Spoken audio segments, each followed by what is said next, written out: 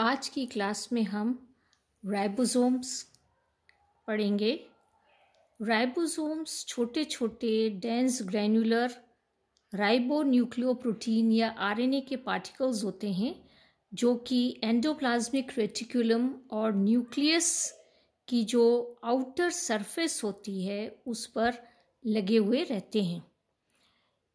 Ribosomes mitochondria और chloroplast में cytoplasm में फ्रीली स्कैटर्ड या फैले हुए भी होते हैं। 1953 में पैलेट ने सबसे पहले राइबोसोम्स को इलेक्ट्रॉन माइक्रोस्कोप से देखा था। वो डेंस पार्टिकल्स के फॉर्म में उन्हें दिखाई दिए थे। 1958 में टिसरीज और जेडी वॉटसन ने राइबोसोम्स को एस्चेरिकिया कोलाई से आइसोलेट किया था। राइबोसोम्स कहाँ कहाँ पाए जाते हैं, उनकी अकरेंस के बारे में हम पढ़ेंगे।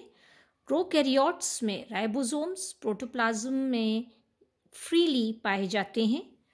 यूकैरियोट्स में, जैसे कि हम एग्जाम्पल लें पैनक्रियाटिक सेल्स का, जो कि डाइजेस्टिव एंजाइम सिंथेसाइज करते हैं, या प्लाज्मा सेल्स जो कि इम्यूनोग्लोबुलिन प्रोड्यूस करते हैं, उनमें राइबोसोम्स मेम्ब्रेन बाउंड होते हैं, मेम्ब्रेन पे लगे हुए होते हैं।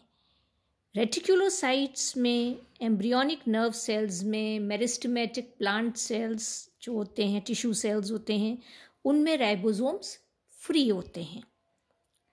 लिवर सेल्स में राइबोसोम्स कुछ तो करीब 75% तो मेम्ब्रेन बाउंड होते हैं और 25% साइटोप्लाज्म में फ्री पाए जाते हैं।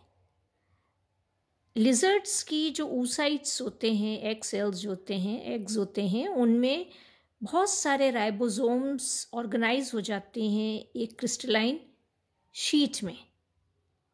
अब हम आते हैं नंबर राइबोसोम्स का। तो नंबर और कॉन्सेंट्रेशन राइबोसोम्स कितने कहाँ होंगे, ये रिलेटेड होता है सेल के आरएनए कंटेंट पर, कि सेल में आरएनए कितना प्रेजेंट है, और सेल की बेसोफिलिक प्रॉपर्टी जो होती है साइटोप्लाज्म की, सेल साइटोप्लाज्म की बेसोफिलिक प्रॉपर्टी पर डिपेंड करता है राइबोसोम्स का नंबर और उनका कॉन्सेंट्रेशन। जैसे कि हम अर्गेस्टोप्लाज्म में देखें तो राइबोसोम्स मासेस में पाए जाते हैं, झुंड में पाए जाते हैं। रेटिकुलोसाइट्स में देखें रैबिट की तो करीब 100 राइबोसोम्स पर म्यू पाए जाते हैं।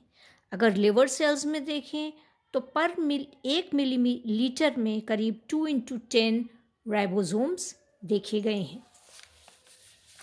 आगे हम साइज देखें राइबोसोम्स का। तो राइबोसोम्स मेनली जो होते हैं वो 2 साइज में देखे गए हैं राइबोसोम्स, और वो 2 साइज क्या हैं? एक तो स्मॉलर होते हैं। स्मॉलर जो होते हैं वो प्रोकैरियोटिक होते हैं, जैसे बैक्टीरिया में, ब्लू ग्रीन एल्गी में पाए जाते हैं। इनका सेडिमेंटेशन कोएफिशिएंट जो होता है वो 70s होता है, और मॉलिक्यूलर वेट 2.7 × 10⁻6 डाल्टन्स होता है।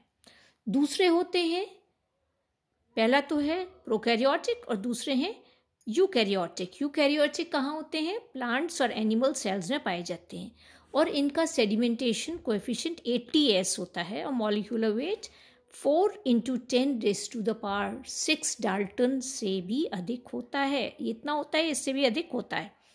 अब हम देखते हैं कि इसकी संरचना कैसी होती है, स्ट्रक्चर कैसा होता है। तो जैसा कि हमने पहले पढ़ा है, राइबोसोम्स कैसे होते हैं? छोटे छोटे राउंडेड स्फेरिकल स्ट्रक्चर्स होते हैं। 150 से 250 एंगस्ट्रॉम इनका जो डायमीटर होता है, और ये पोरस होते हैं, इनमें पोर्स होते हैं, हाइड्रेटेड होते हैं। ये 2 सब यूनिट्स होते हैं। एक बड़ा सब यूनिट होता है जो कि डोम के आकार का होता है, और दूसरा एक छोटा सब यूनिट होता है जो कि कैप के जैसा होता है। तो छोटा सब यूनिट बड़े सब यूनिट के ऊपर लगा हुआ रहता है, एक कैप जैसा बनाता है इस डोम के। और दोनों ही सब यूनिट्स जो होते हैं एक क्लेफ्ट के द्वारा बीच में जगह होती है उससे सेपरेटेड ये रहते हैं। तो जो राइबोसोम्स हैं उसका 70S अगर हम देखें तो 70S के 2 सब यूनिट्स होते हैं, 50S और 30S। 80S जो राइबोसोम होता है उसके 2 सब यूनिट्स होते हैं, 60S और 40S। तो ये सब यूनिट्स हैं इनके राइबोसोम्स के। अब हम देखते हैं association dissociation of the ribosomal सब यूनिट, कब वो एसोसिएट होते हैं, जुड़ते हैं, और कब वो अलग होते हैं। तो जो राइबोसोम्स के लिए जो स्ट्रक्चरल कोहेजन है वो कब जुड़ेंगे, कब अलग होंगे, उसके लिए मैग्नीशियम आयंस का कॉन्सेंट्रेशन रिस्पॉन्सिबल होता है।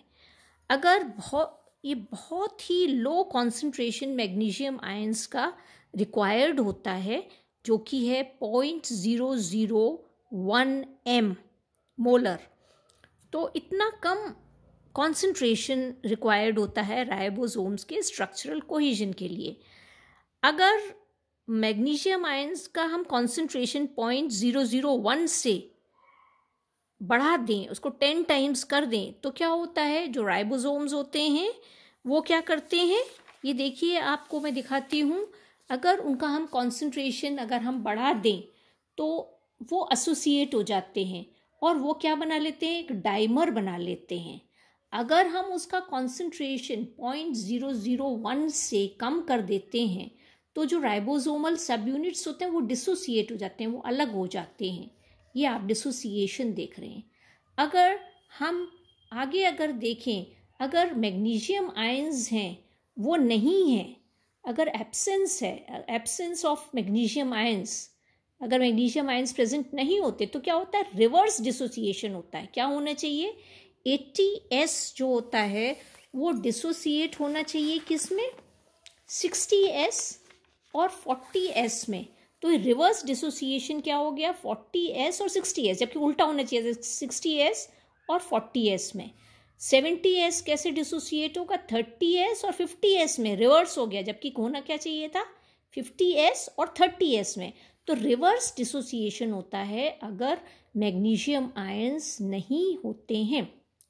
अब क्या होता है, प्रोटीन सिंथेसिस जब होता है तो बहुत सारे राइबोसोम्स जो होते हैं वो एक मैसेंजर आरएनए जो होता है उस पर आकर ये जुड़ जाते हैं। ये देखिए बहुत सारे राइबोसोम्स जो हैं वो क्या होते हैं, ये मैसेंजर आरएनए हैं जिसके ऊपर आकर ये जुड़ जाते हैं और ये पॉलीसोम या पॉलीराइबोसोम बनाते हैं। तो this occurs during protein synthesis, तो ये अटैच हो जाते हैं और पॉलीसोम या पॉलीराइबोसोम बनाते हैं। अब हम देखेंगे राइबोसोम्स के प्रकार। वैसे तो आपको पहले मैं बता चुकी हूँ 80S 70S, परंतु हम इसके प्रकार वापस एक बार देखेंगे। तो डिफरेंट टाइप के जो राइबोसोम्स जो होते हैं उनके साइज और सेडिमेंटेशन कोएफिशिएंट को देखते हुए अलग अलग प्रकार के राइबोसोम्स देखे गए हैं, जैसा हमने पहले पढ़ चुके हैं। एक है 70S राइबोसोम्स जो कि बैक्टीरिया का कैरेक्टरिस्टिक है, बैक्टीरिया में पाया जाता है। मॉलिक्यूलर वेट हम पहले पढ़ चुके हैं इसका 2.7 into 10⁻6 Dalton's. Sedimentation coefficient 70S, S का मतलब यहाँ होता है स्वेडबर्ग्स यूनिट है। और ये कहाँ पाए जाते हैं, ये बैक्टीरिया में तो पाए ही जाते हैं, कैरेक्टरिस्टिक है बैक्टीरिया के, परंतु ये माइटोकॉन्ड्रिया और क्लोरोप्लास्ट में भी पाए जाते हैं यूकैरियोटिक सेल्स के। दूसरा टाइप का राइबोसोम क्या है, 80S राइबोसोम्स। और 80S राइबोसोम्स यूकैरियोटिक सेल्स में पाया जाता है, बड़े साइज के होते हैं। मॉलिक्यूलर वेट 4×10⁻6 डाल्टन्स होता है। सेडिमेंटेशन कोएफिशिएंट जो होता है वो 80S होता है। और थर्ड टाइप के जो राइबोसोम्स होते हैं वो होते हैं 77S और 60S राइबोसोम। तो यहाँ पर 77S राइबोसोम्स जो होते हैं वो फंजाई की जो माइटोकॉन्ड्रिया होते हैं, माइटोकॉन्ड्रियल राइबोसोम्स होते हैं, किसके, फंजाई के। और जबकि 60S जो होते हैं वो माइटोकॉन्ड्रियल राइबोसोम्स होते हैं एनिमल्स के जो माइटोकॉन्ड्रिया होता है उसमें 60S राइबोसोम्स होते हैं, जबकि फंजाई की जो माइटोकॉन्ड्रिया होता है उसमें 77S राइबोसोम्स पाए जाते हैं। नेक्स्ट क्लास में हम अल्ट्रा स्ट्रक्चर राइबोसोम्स का पढ़ेंगे।